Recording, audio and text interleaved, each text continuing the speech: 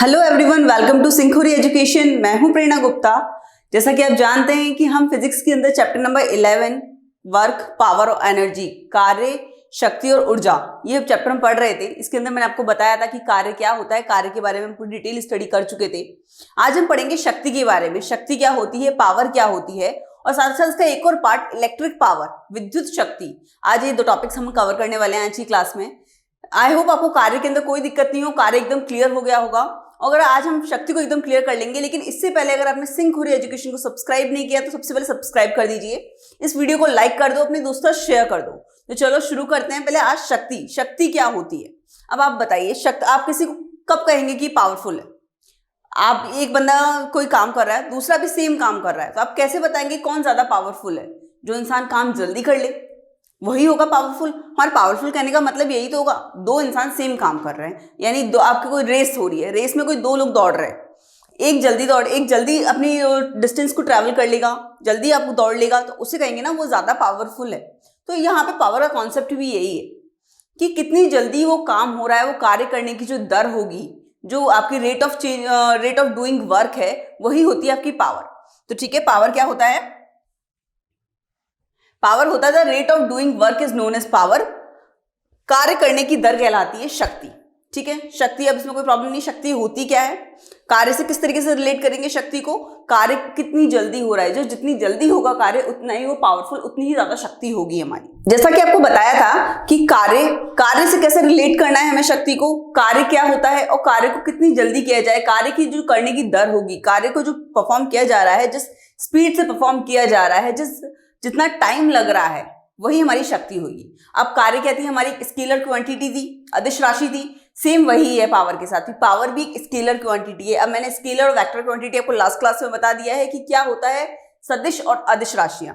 अगर आपने वो लेक्चर एक बार नहीं देखा है तो एक बार पहले जाके वो लेक्चर देख लीजिएगा कि आपका कार्य क्या होता है और कार्य में सदिश और अदिश राशियों का मतलब क्या होता है।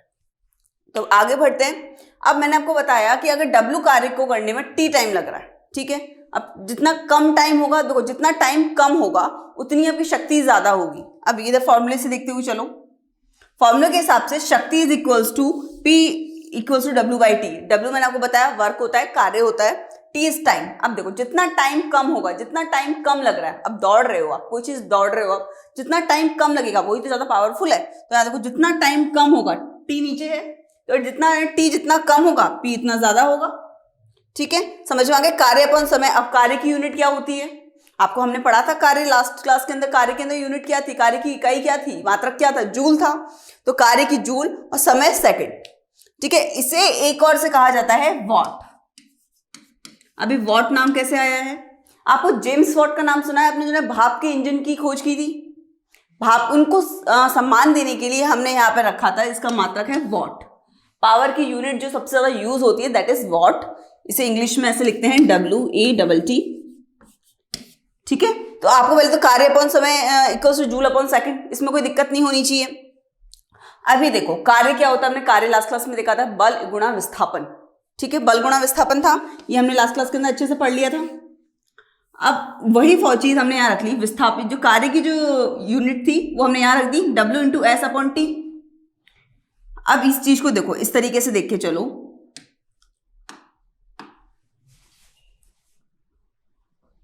W equals to F into S था, और मैंने आपको बताया पावर यानी शक्ति वो थी W अपॉन टी। तो मैं इसे ऐसे भी तो लिख सकती हूं, W की जगह मैं F इंटू एस रख दूं, into S divide by T. ठीक है, यानी हमें शक्ति को इस तरीके से भी लिखा जा सकता है। पर साथ साथ एक चीज देखो, एस अपॉन टी, एस है विस्थापन, टी है समय। एस है विस्थापन दैट इज डिस्प्लेसमेंट, विस्थापन, और टी है समय, टाइम। विस्थापन अपॉन समय क्या होता है, आपने पढ़ा होगा, वेग। ठीक है, वेग को किससे रिप्रेजेंट करते हैं अपन? v से। तो हम इसे ऐसे लिख सकते हैं F इंटू वी। तो पावर का एक और फॉर्मूला बन गया। ठीक है, समझ में आया? F इंटू वी कैसे बना ये फॉर्मूला? W और T, W का फॉर्मूला रखा हमने F इंटू एस। अब S अपॉन टी क्या होता है? आपका वेग, स्पीड। इसे आप इसे भी लिख सकते हो, स्पीड, इंग्लिश में स्पीड कहते हैं। स्पीड, अब F इंटू वी हो जाएगा पावर का फॉर्मूला, यानी फोर्स इंटू अगर हम उसकी स्पीड को मल्टीप्लाई कर दें कि कितना फोर्स लगाया और क्या स्पीड हुई, जो आपकी स्पीड में चेंज आ रहा है उसे हम कह सकते हैं पावर। ठीक है, इसकी यूनिट हो गई हमारी, मैंने आपको बताया वॉट, और वॉट के साथ साथ आपको मैंने बताया था कि इधर जूल पर सेकंड भी लिख सकते हैं। टाइम को सेकंड में रिप्रेजेंट किया जाता है, वर्क को जूल में रिप्रेजेंट किया जाता है, ये हम लास्ट क्लास में देख चुके थे। तो अगर आपको ये चीज नोट करनी है तो फटाफट नोट कर लीजिए कि पावर क्या होती है, पावर को कौन कौन से इसके फॉर्मूले हो सकते हैं। पावर का फॉर्मूला होता है W/T, पावर का फॉर्मूला होता है F इंटू वी। अब एक चीज और, F को किसी और फॉर्मूले से भी रिप्रेजेंट किया सकता है, लेकिन वो अपन आगे देखेंगे और कौन कौन से फॉर्मूले होंगे। अगर आपको 2 फॉर्मूले नोट करने तो फटाफट एक बार स्क्रीनशॉट या नोट करना, आप जो भी पॉज करके ले सकते हैं। ठीक है, ये तो हो गए 2 फॉर्मूले, एक तीसरा फॉर्मूला और होता है इसका।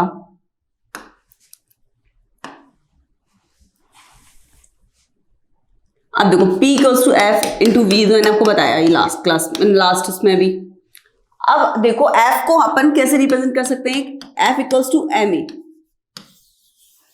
ये फॉर्मूला होता है F इक्वल्स टू ma। इसमें m है आपका मास यानी द्रव्यमान, और a है एक्सीलरेशन यानी त्वरण, दैट इज एक्सीलरेशन। ठीक है, F इक्वल्स टू ma, ये आपको पता होगा, ये फॉर्मूला अपने पढ़ा हुआ है, force equals to mass into acceleration.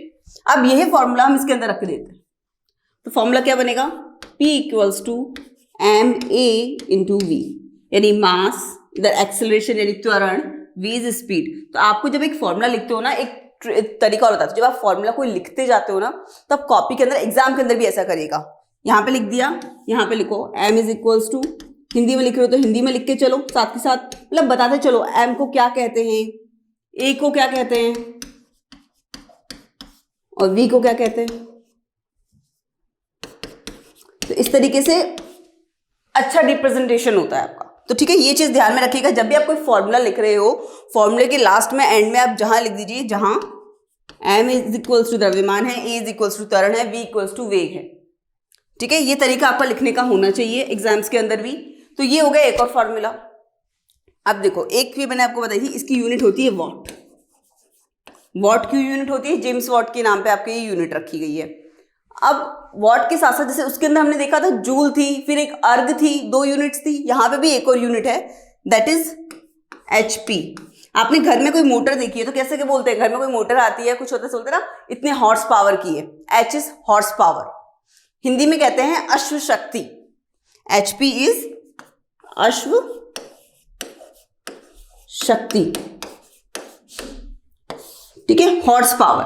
अब हॉर्स पावर और नॉर्मल आपका वॉट में क्या रिलेशन होता है वो अपन देखते हैं, लेकिन इससे पहले अगर आपको ये फॉर्मूला देखना है तो ये फॉर्मूला फटाफट नोट डाउन कर लीजिए। और ये बात याद रखिएगा, जब भी कॉपी के अंदर भी एग्जाम्स में भी लिखते हो तो कोई फॉर्मूला लिखा, कोई डेरिवेशन करी, उसके बाद साइड में ये ऐसे लिखते हुए चलो, जहां m इज इक्वल्स टू, या फिर आपकी जो भी फॉर्मूले के अंदर जो भी चीजें हैं, जैसे आपके लास्ट हमने लाइट के अंदर पढ़ा था, उसमें क्या था v, u और f, अपन ने जो लेंस फॉर्मूला पढ़ा था या फिर आपका मिरर फॉर्मूला पढ़ा था, तो आपको दर्पण सूत्र, लेंस सूत्र पढ़ा था, उसके अंदर भी आप सबसे साइड में लिखते चलो, v इज इक्वल्स टू आपकी प्रतिबिंब की ध्रुव से दूरी, बिंब की ध्रुव से दूरी। तो इस तरीके से आपका अच्छा रिप्रेजेंटेशन होता है, मार्क्स अच्छे मिलते हैं। तो ये तरीका आप याद रखिएगा। और बाकी अगर आपको ये नोट डाउन करना है फॉर्मूला, तो फॉर्मूला नोट डाउन कर लीजिए। और एक नया आपकी इकाई मैंने आपको बताई है, हॉर्स पावर। हॉर्स पावर क्या होता है, अश्व शक्ति। जैसे उसके अंदर जूल था, अर्ग था, यहाँ पे हॉर्स पावर और अश्व शक्ति जिसे कहते हैं, एक और यूनिट है। अब हॉर्स पावर और वाट में क्या रिलेशन होता है वो मैं आपको आगे बताती हूँ। अगर आपको नोट डाउन करना है तो फटाफट इसे कर लो। तो अब आगे बढ़े, आगे बढ़ते टाइम एक चीज और बता देती हूँ जो मैं आपको बताया था रिलेशन। वो रिलेशन होगा आपका, एक horse power is equals to होता है 746 वॉट। ठीक है, इसे हॉर्स पावर। ठीक है, ये हो गया आपका पावर का पार्ट। पावर के अंदर में कुछ नहीं पढ़ना था, सिर्फ इतना ना पावर क्या होती है, पावर का फॉर्मूला क्या होता है। पावर के मैंने आपको 2-3 फॉर्मुलेज बताए, सारे फॉर्मुलेज याद रखिएगा। साथ के साथ पावर की यूनिट क्या होती है, और 2 यूनिट्स बताइए, उसके अंदर भी 2 यूनिट थी, इसके अंदर भी 2 यूनिट है, आपको दोनों यूनिट्स याद रखनी है। तो ये हो गया हमारा पावर। अब हम एक नेक्स्ट टॉपिक स्टार्ट करते हैं, that is electric power. Electric power क्या होता है, अब उसके अंदर क्या हो रहा था, विद्युत आपका जो नॉर्मल कार्य था वो कार्य करने की दर आपकी शक्ति थी, या विद्युत कार्य करने की दर होती है शक्ति। विद्युत कार्य करने की दर आप ये कह सकते हो कि जब कार्य कर रहे तो एनर्जी भी तो ट्रांसफर होती है, तो आपकी विद्युत ऊर्जा जो ट्रांसफर हो रही है, विद्युत ऊर्जा को जो स्थानांतरण हो रहा है उसकी दर को कहते हैं अपन विद्युत शक्ति। तो इसकी डेफिनेशन क्या होगी, the rate of transfer of electrical energy is known as electrical power. विद्युत ऊर्जा के स्थानांतरण की दर को कहते हैं विद्युत शक्ति। सेम है, जहां पे नॉर्मल आपकी जो कार्य था, नॉर्मल जो ऊर्जा हो रही थी उसकी ट्रांसफर को कहते थे, यहाँ जो सब कुछ इलेक्ट्रिकल टर्म में हो जाएगा, सब कुछ विद्युतीय टर्म्स के अंदर हो जाएगा, तो आपको ज्यादा प्रॉब्लम नहीं आएगी। आप बस यहाँ लिख दीजिएगा विद्युत कार्य करने की दर या फिर विद्युत ऊर्जा के स्थानांतरण को कहते हैं अपन विद्युत शक्ति। फॉर्मूला वही, कार्य अपन समय। अब लेकिन कार्य यहाँ पे जो कार्य हो रहा है वो भी विद्युतीय कार्य हो रहा है, इलेक्ट्रिकल वर्क हो रहा है, वहां तक नॉर्मल वर्क था। अब इलेक्ट्रिकल वर्क को कैसे रिप्रेजेंट किया जाता है, इलेक्ट्रिकल वर्क का फॉर्मूला है V इंटू क्यू, जहां V हो जाता है आपका विभव, इंग्लिश में कहते हैं पोटेंशियल, ठीक है, और Q इज चार्ज यानी आवेश।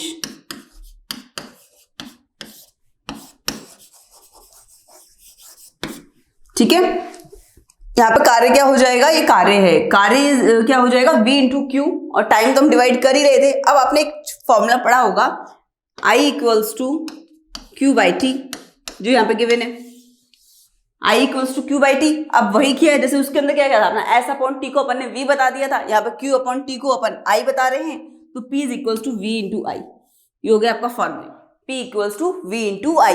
ये आपका स्टैंडर्ड फॉर्मूला है। P इक्वल्स पावर क्या होता है, वोल्टेज इंटू करंट, विभव इंटू धारा,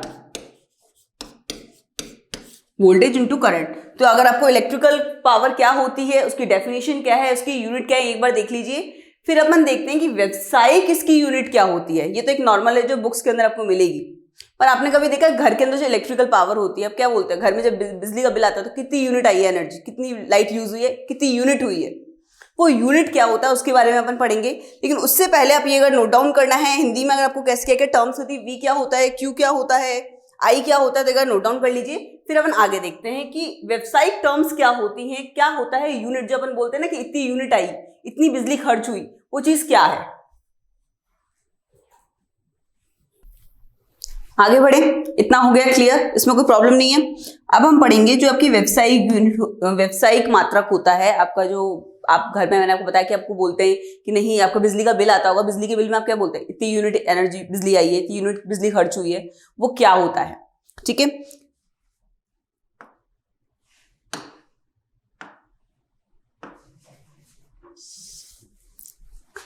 one kilowatt hour is equals to एक यूनिट। यूनिट में ही बोलते हैं ना अपन घर पे कि इतनी यूनिट हुआ है, तो 1 किलोवाट आवर। अब 1 किलोवाट आवर के आपको पता है किलो, वॉट मैंने आपको बताया पावर की यूनिट, और आर यानी घंटा। जबकि होता है ना घंटे, मिनट, सेकंड्स, दैट आर, यानी 1 किलोवाट आवर इज होता है 1 यूनिट, यानी 1। अगर आपको इसमें करना है तो आप इसे कर सकते हो, किलोवाट को क्या कर सकते हो, 1000 में लिख सकते हो, वॉट में हो जाएगा। और आवर्स को अगर सेकंड में लिखना है तो क्या होगा, 1 घंटे में पहले 60 मिनट और हर 1 मिनट में 60 सेकंड, तो आप इसे इस तरीके से लिख सकते हो 60 इंटू 60, ये हो जाएगा आपका 1 यूनिट। ठीक है, ये हो जाएगा आपका 3600 इंटू 1000 बराबर 1 यूनिट, यानी 3.6 इंटू 10 की power 6 is equals to 1 unit, यानी इंटू वॉट, 1 यूनिट। ठीक है, ये अगर आप ध्यान रखिएगा कि 1 यूनिट के अंदर कितनी पावर होती है, 3.6 इंटू 10 की पावर 6 वॉट। अभी कैसे आई, अब मैंने आपको बताया, एक तो ठीक है, किलो को कैसे करते हैं अपन 1000 में कन्वर्ट करते हैं तब वॉट में होगा, और आर को अपने सेकंड में कर दिया। ठीक है, ये वॉट नहीं, ये जूल आएगा, सॉरी, 10 की पावर 6 जूल। अब देखो यहाँ पे साथ के साथ अगर यूनिट भी लेते हुए चले अपन, तो इसकी यूनिट क्या हो गई, वॉट इंटू सेकेंड, क्योंकि हमने किलो वॉट को वॉट में कर दिया, और आर को सेकंड में कर दिया तो वॉट इंटू सेकंड हो गई। अब साथ के साथ इधर देखिए, अब देखो वॉट को मैंने क्या बोलता है, ये भी लिख सकते हैं joule upon second, joule upon second. ये हमने पढ़ा था जब अभी पढ़ा था पावर, तो पावर क्या होती है, जूल अपॉन सेकंड ही तो होती थी इसकी यूनिट। तो इसे मैं कर सकती हूँ joule into second upon second, second से सेकंड कट गया, यहाँ बचा जूल, इसलिए मैंने यहाँ पे कहा 3 इंटू 6 इंटू 10 की power 6 joule is equals to 1 unit. यानी अगर इतनी आपका कार्य किया जाता है, इतना विद्युत ऊर्जा ट्रांसफर हो रही है आपकी, तो आपका 1 यूनिट बिजली होगी। ये तो होगी आपकी टर्म्स, आपने जो फिजिक्स के अंदर फॉर्मूला होता है, लेकिन एक्चुअल में हमें समझने के लिए क्या हुआ जाए, कब होता है कि 1 यूनिट बिजली खर्च हुई है। 1 यूनिट बिजली खर्च होने का मतलब है कि अगर आपका 1 किलोवाट यानी 1 किलोवाट यानी 1000 वाट का बल्ब, 1000 वाट का बल्ब अगर आपका पूरे 1 घंटा चलता है, रेगुलर 1 घंटा चलेगा, तो आपकी 1 यूनिट बिजली खर्च होगी। या फिर आप ऐसा कह सकते हो 100 वाट का बल्ब है और वो आपके 10 घंटे चला, ठीक है, तो आपकी 1 यूनिट बिजली खर्च होगी। समझ में आ गया 1 यूनिट बिजली खर्च होने का मतलब क्या है। अगर आपके 1000 वाट का बल्ब 1 घंटे बिजली रेगुलर चलता है आपका, तो आपकी 1 यूनिट बिजली चली जाएगी, ठीक है। लेकिन अब 1000 वाट का बल्ब तो घर में कहाँ अपन ने देखा है, इतना होता नहीं है, तो 100 वाट का बल्ब 10 घंटे चले। या फिर आप ऐसा कह सकते हो 10 बल्ब 100 वाट के 1 घंटे चले। मतलब इन शॉर्ट हमें सबका मल्टीप्लीकेशन लेके आना है 1000। अगर आपके 1000 वाट एनर्जी खर्च हो रही है 1 घंटे के अंदर, तो आपकी 1 यूनिट बिजली यूज हो रही है।